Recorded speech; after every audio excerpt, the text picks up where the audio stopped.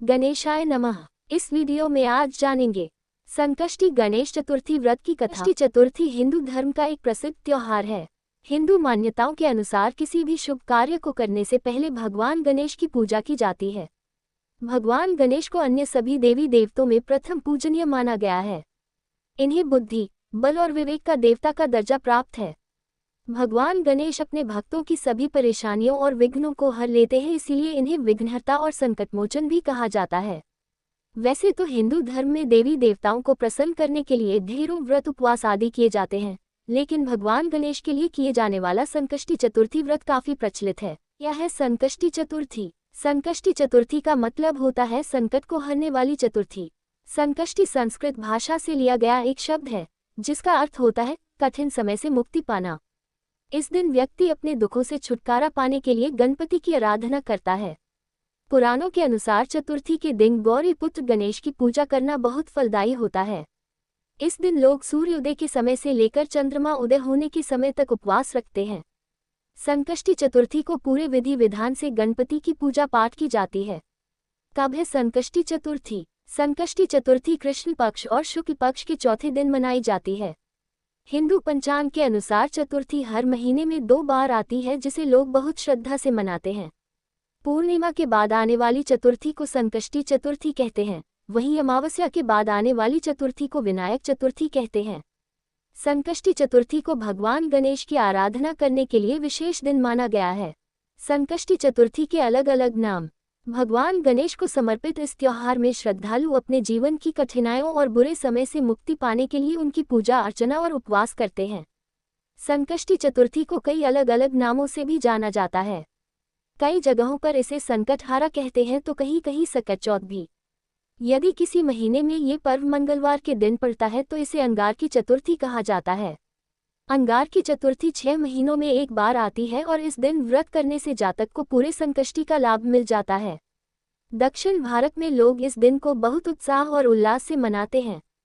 कहा जाता है कि इस दिन भगवान गणेश का सच्चे मन से ध्यान करने से व्यक्ति की सारी मनोकामनाएं पूरी हो जाती हैं और जातक को विशेष लाभ की प्राप्ति होती है। संकष्टी चतुर्थी व्रत कथा। संकष्टी चतुर्थी मनाने के पीछे ढेरों पौराणिक कथा है, लेकिन उन सब में जो सबसे ज्यादा प्रचलित है, हम आपको वह कथा बताने जा रहे हैं। एक बार माता पार्वती और भगवान शिव नदी के पास बैठे हुए थे, तभी अचानक माता पार्वती ने चौपड़ खेलने की अपनी इच्छा जाहिर की। लेकिन समस्या की बात यह थी कि वहां उन दोनों के अलावा तीसरा कोई नहीं था जो खेल में निर्णायक की भूमिका निभाए। इस समस्या का समाधान निकालते हुए शिव और पार्वती ने मिलकर एक मिट्टी की मूर्ति बनाई और उसमें जान डाल दी। मिट्टी से बने बालक को दोनों ने यह आदेश दिया कि तुम खेल को अच्छी तरह से देखना और यह फैसला लेना कि कौन जीता और कौन हारा। खेल शुरू हुआ, जिसमें माता पार्वती बार बार भगवान शिव को मात देकर विजयी हो रही थी। खेल चलते रहा, लेकिन एक बार गलती से बालक ने माता पार्वती को हारा हुआ घोषित कर दिया। बालक की इस गलती ने माता पार्वती को बहुत क्रोधित कर दिया, जिसकी वजह से गुस्से में आकर बालक को श्राप दे दिया और वह लंगड़ा हो गया। बालक ने अपनी भूल के लिए माता से बहुत क्षमा मांगे और उसे माफ कर देने को कहा। बालक के बार बार निवेदन को देखते हुए माता ने कहा कि अब श्राप वापस तो नहीं हो सकता, लेकिन वह एक उपाय बता सकती है जिससे वह श्राप से मुक्ति पा सकेगा। माता ने कहा कि संकष्टी वाले दिन पूजा करने इस जगह पर कुछ कन्याएं आती हैं, तुम उनसे व्रत की विधि पूछना और उस व्रत को सच्चे मन से करना। बालक ने व्रत की विधि को जानकर पूरी श्रद्धापूर्वक और विधि अनुसार उसे किया। उसकी सच्ची आराधना से भगवान गणेश प्रसन्न हुए और उसकी इच्छा पूछी।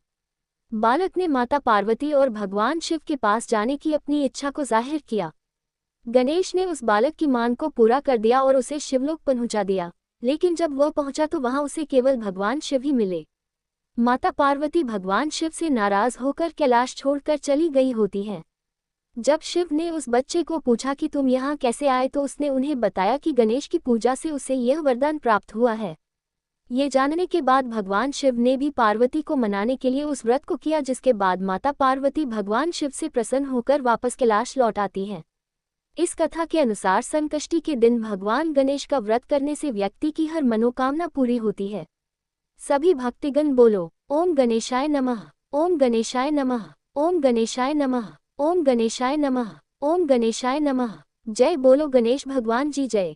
ऐसी और धार्मिक और कथा प्रसंग को सुनने के लिए आप हमारे improve your knowledge YouTube channel को सब्सक्राइब, लाइक और ज़्यादा से ज़्यादा लोगों के साथ शेयर करें। धन्यवाद।